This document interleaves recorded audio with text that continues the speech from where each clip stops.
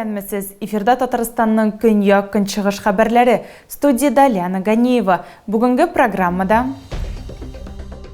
сентябрь ахырына кадәр Әлмәттә 47 йортны яңартачаклар. Һәр адресның эшләре капремонт программасы буенча индивидуаль планы эшләнгән. Хәрби хезмәткәрләрнең балаларына шатлык белән тулы көн бүләк ителде. Батутлар, виртуаль шынбарлык, скалодром, балалар буларның барысында үзләрендә сынап карадылар. Машина йөртүчеләр урамындагы 9-нчы йортта тәртип бозучы подъезд ишегенең пыяласын ваткан. Җирле халык бу йортта мондый очракның беренче генә булмавын әйттеләр. Сентябрь ахырына кадәр Әлмәттә 47 йортны яңартачаклар. Һәр кайсысының капремонт программасы буенча индивидуаль планы эшләнгән. Дуслык урамындагы 11-нче йортта түбән ремонтлау фасадны җылыту һәм электр үткәрешләрне яңарту планлаштырыла. Халык сөйләвенчә, йортны төзегәннән бирле 50 елдан артык реконструкция булмаган. Төзелеш материаллары үз урынында. Капиталь ремонт программасына Дуслык урамындагы 11-нче йорт керде. Бу халык инициативасы буенча эшләнә. Собирали подписи со всего дома. Я лично сама ходила, сосед мой ходил. В общем, собрали все подписи. Его топило с крыши, поэтому что он был инициатором. Яшәүчеләрнең үтенечләренә тиз җавап кайтарганнар һәм эшләргә керешкәннәр, дип сөйләде ханым. Бу төзелгән вакыттан алып беренче ремонт, түбәсен яңарту, фасадны җылыту һәм яңа электр үткәрешләре үткәрү планга керделәр. Не обязательно смотрим на возраст дома. Дом более молодой может быть в более худшем состоянии, чем ежели более старые дома. Поэтому программа капитального ремонта сформирована у нас до 2043 года, это долгосрочная, а каждые 3 года корректируется. Киләсе ел дәвамында 2026, 2027 һәм 2028 елларга ремонтланасы йортлар исемлеген формалаштыралар. Нинди йортлар ремонт планлаштырылган хезмәт күрсәтү оешмасында яки үзеш департаментында белергә мөмкин. Мы также собираем с разных источников информацию. Это жалобы жителей, это обращения управляющих компаний. Выезжаем, обследуем состояние дома и решаем либо переместить тот или иной дом на более ранний срок, либо дом может еще немножко подождать. Дуслык урамында 11-нче йорт төбәсендә эшләр төгәлләнде. Фасадны яңарта башладылар. Электр үткәрешләрне алыштыру өчен кирәкле материаллар сатып алынган. Монда барысы да сентябрь уртасында әзер булырга тиеш. Барлыгы шәһәрдә 47 йорт төзекләндереләчәк. Хәрби хезмәткәрләрнең балаларына шатлык белән тулы көн бүләк ителде. Батутлар, виртуаль шынбарлык, скалодром балалар буларның барысында үзләрендә сынап карадылар. Так, у меня 10 было. Балалар көлүе һәм онытылмас эмоцияләр булар барысы да шәһәрнең иң ире күңел ачу паркларының берсендә узды. Нур психолик ярдәм үзәге хәрби хезмәткәрләренең балаларына беренче тапкыр гына бәйрәм бүләк итми. Балаларга төрле экскурсияләр үткәрәләр, күңел ачу үзәкләренә йөртәләр, ә узган ел алар лагерьда булганнар. Благодаря тому, что многие, скажем так, руководители учреждений города и района откликаются и готовы нас, скажем так, бесплатно, на безвозмездной основе пригласить в свои учреждения. Батутлар айрыша популяр булган, балаларга алар бигрәк тә ошаган. Шуннан соң алар виртуаль шынбарлык зонасына киттеләр. Монда кунаклар виртуаль күзлек кия һәм фантастик дөньяга чума. Кроме того, что посещаем учреждения, мы еще исследуем наш город пешим ходом, то есть немного прививаем навыки прохождения туристических маршрутов с детьми. Но сегодня погода чуть-чуть подвела, но мы не расстроились, мы впервые в лужах ноги намочили, может быть, для кого-то из детей это стало новым, скажем так, впечатлением.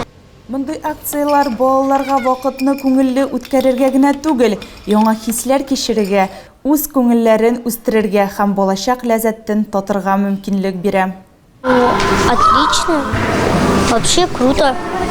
Машина йөртүчеләр урамындагы 9-нчы йортта тәртип бозучы подъезд ишегенең пыяласын ваткан. Шулай ук ишек алдында берничә машинага зыян китергән. Җирле халык мондый очрак бу йортта беренче генә тапкыр түгел диләр. Йортта начар фатирларда бар. Анда шау-шулы кичәләр һәм алкоголь ярытучы квартирантлар яши. Дебашир видео күзәтү камераларына эләккән. Ул кеше мөлкәтен бозып кына йөрми, кешеләргә пычак белән дә яный. Ул бер егет белән лифтта вакытта аның кулында сыра була. Ул шаярып пычак белән куркыта башлый, аннары урамда үтеп баручыга бәйләнә.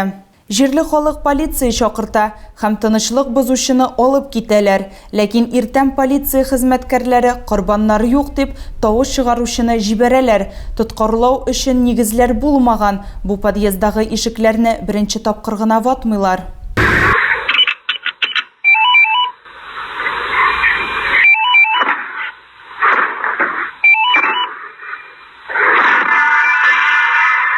Егетне тиз таптылар һәм китергән зыянны түләде.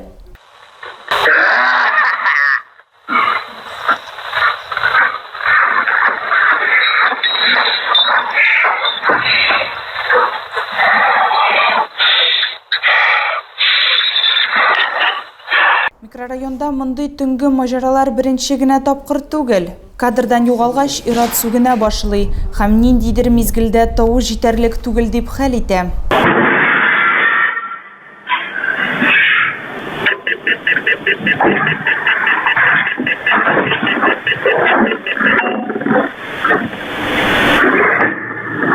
Ләкин бу факт соңгысы түгел. Февральдә шул ук урамда 7-нче йорт ишек алдында атыш турында яңалык барлыкка килде. Кешеләр дары мичкәсендәге кебек яшәргә теләмиләр. Районда яшь гаиләләр һәм балалар күп. Җирле халык хакимияттән кичке 11-дән соң патруль оештыруны сорый. Күптән түгел булган Дебаширга килгәндә без юристлар белән киңәшләштек.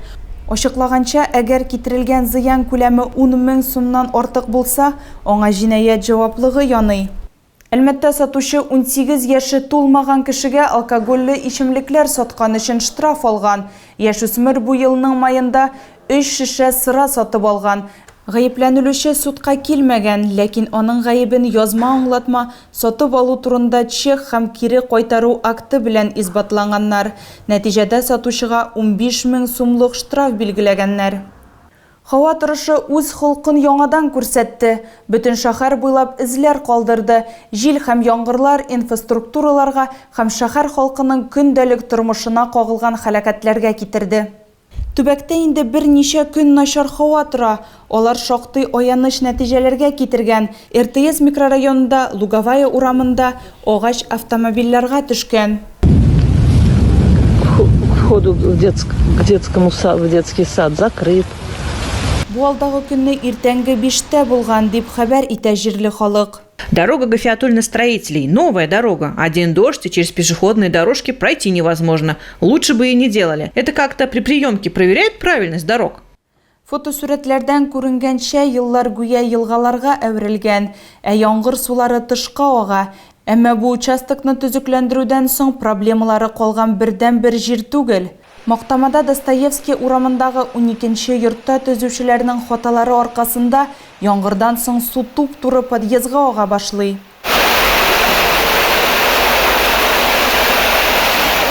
Шул ук көнне гражданнар мөрәҗәгать иткәннән соң урынга шәһәр башкарма комитеты җитәкчесе Айнур Исхаков чыкты. Проблеманы хәл итә башладылар.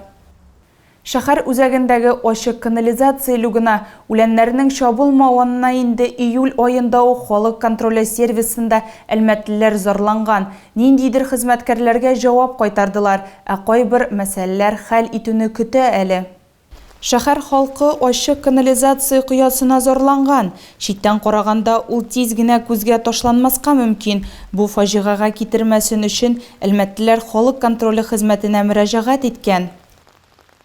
В центре города в частном секторе украли металлическую крышку от люка водоканала. Прошу исправить ситуацию во избежание несчастных случаев. Маленькие дети любят бегать по газонам. Сайтта заявка бүген пәйдә булды. Әлеге аның статусы эштә.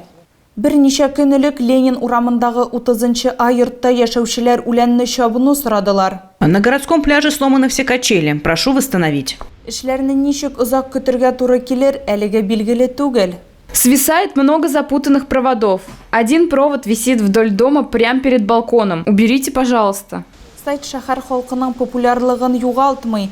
Үткән айда җаваплы хезмәткәрләргә 65 тапкыр мөрәҗәгать иткәннәр. Хәзер эштә 9 гариза, 31-е хәл ителгән, 24-се планлаштырылган.